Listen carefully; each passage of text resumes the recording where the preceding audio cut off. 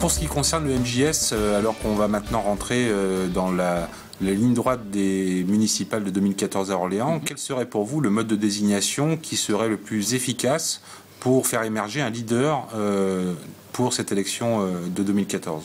Oui, alors, je pense que le mode de désignation le plus efficace, c'est celui qui désignera un candidat derrière lequel tout le monde sera rassemblé, tous les socialistes. C'est un mode de désignation qui se passera bien. Voilà, pour moi, c'est les deux priorités.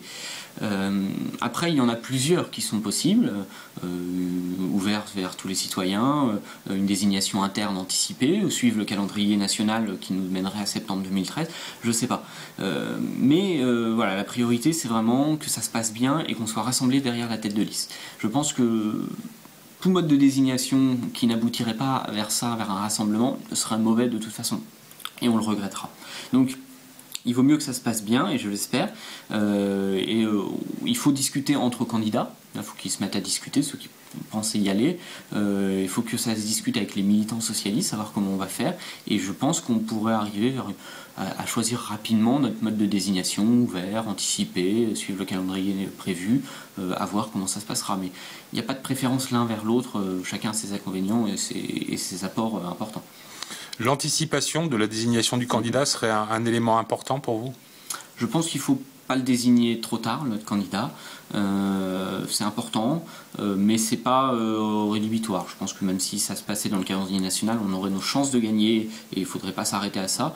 Je me souviens que François Hollande, pendant la présidentielle, enfin avant la présidentielle, au moment des primaires, défendait un calendrier tôt, rapide pour les primaires, et il voulait une primaire en juin 2011. Elle s'est finalement déroulée en octobre, il a quand même gagné. Donc il ne faut pas s'arrêter à un calendrier qu'on n'aimerait pas parce qu'il est trop tard, tout ça. Je pense qu'on a tous, moi je l'annonce, je ne suis pas candidat, mais je pense que tous les candidats auraient leur chance et tous les socialistes auraient leur chance parce qu'ils sont unis, c'est la clé finalement, unis derrière le candidat. C'était la clé de la primaire socialiste à la présidentielle, ce sera la clé de la désignation de la tête de liste.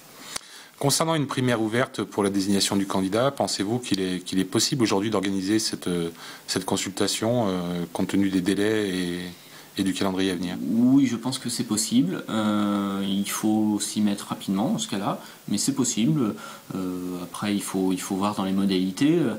J'ai pas toutes les informations et j'ai pas tous les moyens techniques en tête, donc ma conviction c'est que c'est possible. On l'a déjà fait, donc on peut le faire, on peut le refaire. À voir comment s'organiser et à quel moment, à quelle date le faire, voir si d'autres villes le font en France. Une réflexion doit se faire. En tout cas, j'attends que des candidats se prononcent sur ça, à voir quand ils le feront, mais j'attends qu'ils le fassent.